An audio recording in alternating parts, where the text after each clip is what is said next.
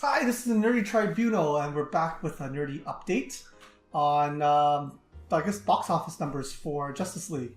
So, yeah, they had numbers. Let's see if we get this right. Believe domestic release opening weekend in 94 million. Is that correct? Something like that. It's like less than. I'm pretty sure less than. It's a little less than 100. Yeah. So it's a little under $100 million. Can someone remind me how much this movie cost to make? With reshoots, a lot of reshoots is about $300 million. That's not including the marketing and everything else on top of it. Okay. So with that, like a lot of people, double that usually? Wow. I would say maybe or at least half of what it was. Yeah. Okay, so say like 450 million, right? Like that was like total all-in cost marketing for the release of the movie. So opening weekend, they made like a quarter of that, and what's because that was just North America, right? Yeah. So do you have numbers? Typically domestic, that's just the States, though, right? Include Canada. I guess Canada as well, but Canada's not important enough to include numbers. It's probably true. Like I say it facetiously, but it's probably true. Like we have 30 million people up here. There's no way we can put a dent into some sort of value. But let's say like 10 million people go watch, and you get, $20. What's that? Well, Numbers I can't even obtain. Anyways. That's pretty stupid why you brought that up, but alright. So like you're all over yourself. So was there news about DC Entertainment saying that they were trying, not directly trying to compete with Marvel because Thor came out a week before or 2 weeks before? There was insider talk of someone saying that it's basically, I'm paraphrasing, it's basically embarrassing if our 3 A-list superheroes lose out to a B-list Marvel hero. Which basically what it is, and which is what happened. So, and I think with that attitude, it kind of projects how your work or your life is gonna go, right? Yeah. And that's not a good way to kind of to go into making a movie or a series of movies to try to beat someone. It's not really a good way to go. No, because then you're not really worried about storyline. You're just worried about just getting out there quick and trying to make money. But if you look at the previous few DC releases compared to the previous Marvel releases, they've taken a big blow in the box office openings. Yeah. Like if you look at it, like you can take for example Guardians of the Galaxy, which when the first movie came out, no one really knew who they were. No one knew it. And they had a bigger opening weekend than the top three, the trinity of DC. Basically the best 3 well-known characters across the world. Yeah. So what does that say about your franchise, right? And the thing about that Guardians thing is like, no one knew who the Guardians were. Most of us barely knew them. Like, there's not a lot compared to other characters. I literally did not know what the Guardian Galaxies were. And also, they opened up the first week of August.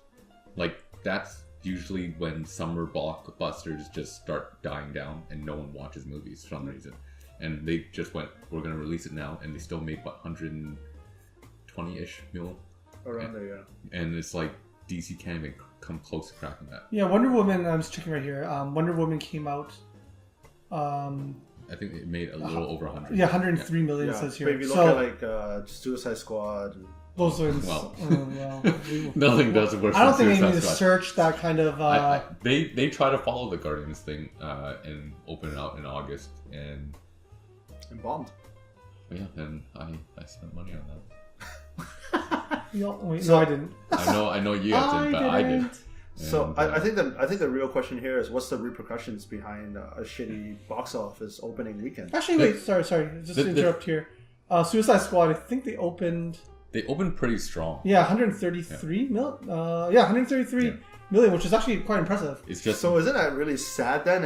If Batman, Superman, and Wonder Woman does worse than Will Smith with a gun? Well, it's Will Smith. That's why I think. I don't think that's all it was, but it's partly because if you guys remember, the advertising and marketing for Suicide Squad was a lot more hardcore. That's true. So they're trying to. Well, I guess they were trying to please all the fanboys of Harley Quinn, right? Like she was prominent. Margot Robbie was a pretty good Harley Quinn. I didn't watch the movie, but she was the really best part of that movie. Yeah. I love Will Smith, but him as Deadshot was just basically Will Smith with a gun.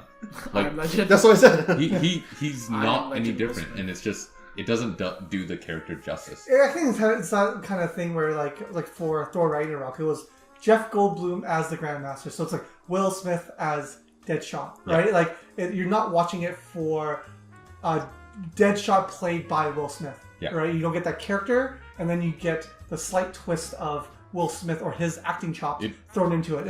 It works for someone like a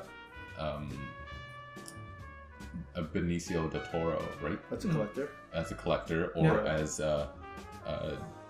Jeff Goldblum as Grandmaster, because they're not big characters. They're just there to kind of. But when your main character, when one of your main characters is like, if Jeff Goldblum played Deadshot, you'd be like, this is so stupid. Like this doesn't make sense. It doesn't match, right?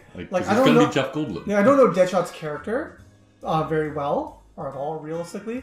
But like I know Will Smith's character extremely well because he's the same guy in every movie. Yeah, if they had Idris Elba, you'd be like, wow, he was amazing. Because he could probably do it. Yeah. You'd probably read the comics, you'd be like, oh, this is what he is. Yeah. Will Smith's like, I'm gonna be Will Smith. Yeah. So I guess we're bringing this up. Yeah, the repercussions of a shitty box office. So what happens from here, right? What happens from the problem is DC is backpedaling and saying they're not gonna do the extended universe. Or I think they are. They're gonna keep the Justice League kind of things going. But everything else kind of. That's not even a universe. That's like a self-contained movie, a storyline. Yeah, that's what it is. Right. Yeah. So and then they're gonna do other things. So like they're thinking of doing like maybe Jake Gyllenhaal as the Batman.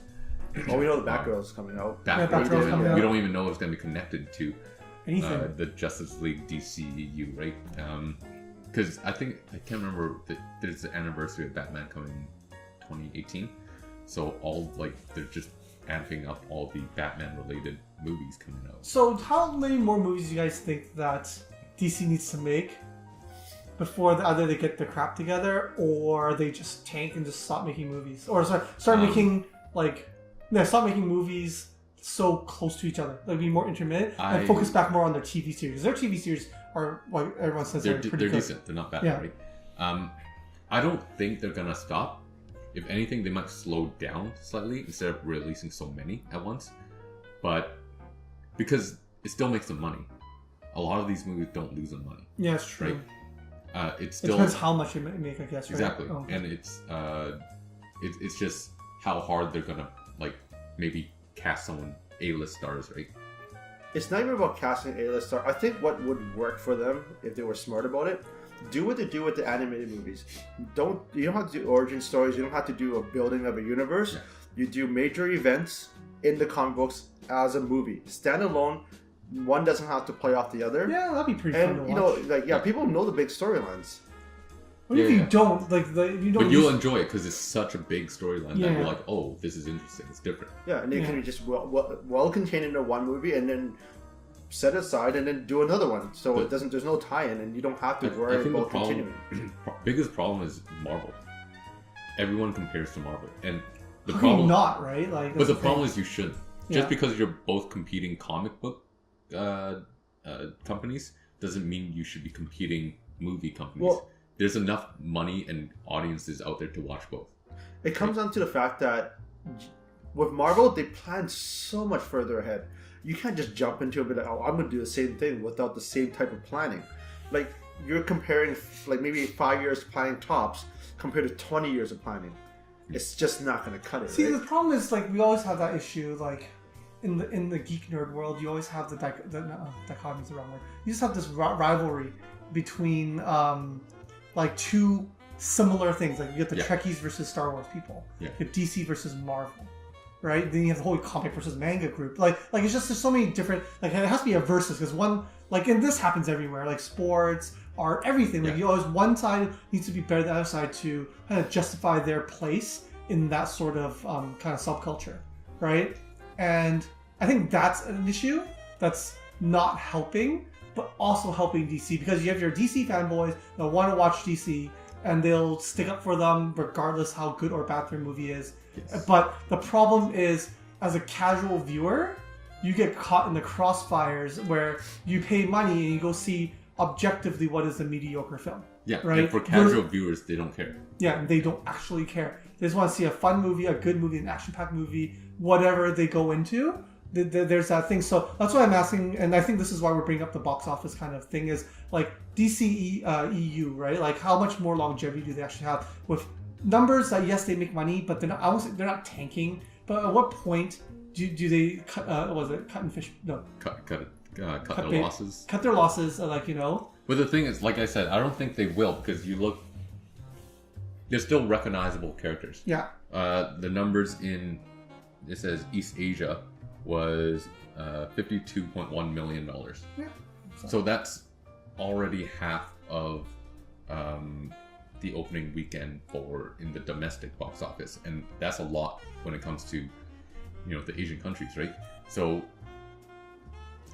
they're seeing, they might be disappointed that domestically they're not making as much as they want to, or beat out the Marvel movie, which again, that's wrong to go into, but they're making money elsewhere. Yeah. If they're making $700-800 million total, and it includes it's a net gain at the end international, of the day, right? they're still making money. Yeah. Why not spit out more? But they're still a company, right? They gotta look at the whole profit thing. Yeah. If it's not gonna be profitable for them, because movies and TV shows are costing more and more money to produce, just because time, labor, and technology, specifically the technology piece. But you're looking at Justice League specifically. I'm looking at all of them, right? Well, I'm talking about all of them too. The problem with Justice League when it comes to making profit is there were so many reshoots because of certain issues that extenuating circumstances it inflated the budget.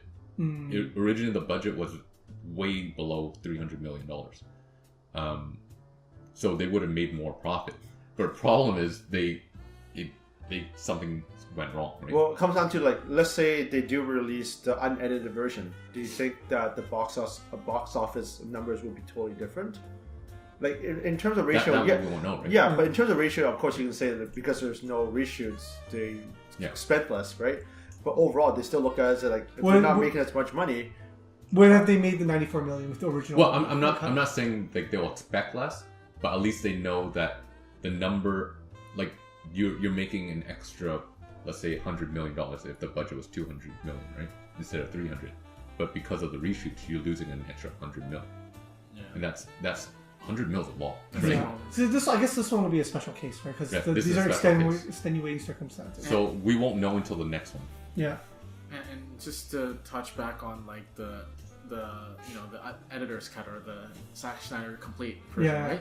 I think that's good for them if they want like make money, maybe like DVD sales, DVD, right? And then that there's a petition for it online right now. Yeah, I heard about it. Like a lot of people signed it. Yeah. I think out of respect, they really should do that, right? Like, it was his movie. He left because he had to. He had no choice. It's not like he quit. It wasn't difference in creativity or anything. He left because he had no choice. So I think out of a bit of respect, I think they should really just include it regardless of the petition. Because, like, you paid this man, this very good director, to make this movie, right?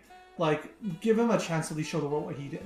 Yeah, it's unfortunate that, Joss Whedon's good in his own right, but when you mix two styles and when one was almost basically complete, and then a different director that doesn't have the same style does it's a very different style. Something different, you can tell, and like general viewers will listen more to reviews. They are more susceptible to reviews, so they see these things and they're like, I don't want to go watch it. Wait. Why am I going to waste for all the money? movies like I didn't watch it within like the comic book world? It's because someone told me it's a terrible movie. I'm like, okay, like if I had no inherent interest to go watch it, then why should I go pay my $20, right? So, anything you guys want to add to this?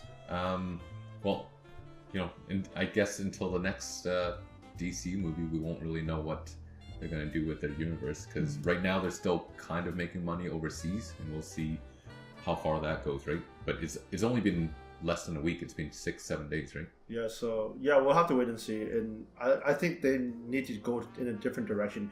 I know it's nice to follow in what's working for Marvel, but if they want to stand out and kind of be different, I think it'll be more beneficial for them in the end. All right, so that wraps up our discussion today. If you guys have any sort of comments about what the direction where DC EU is heading, or like you guys want to tell us we're haters for talking about the box office numbers, I don't know, just anything, just comments below. Follow our social media, and thanks for joining us. Thanks.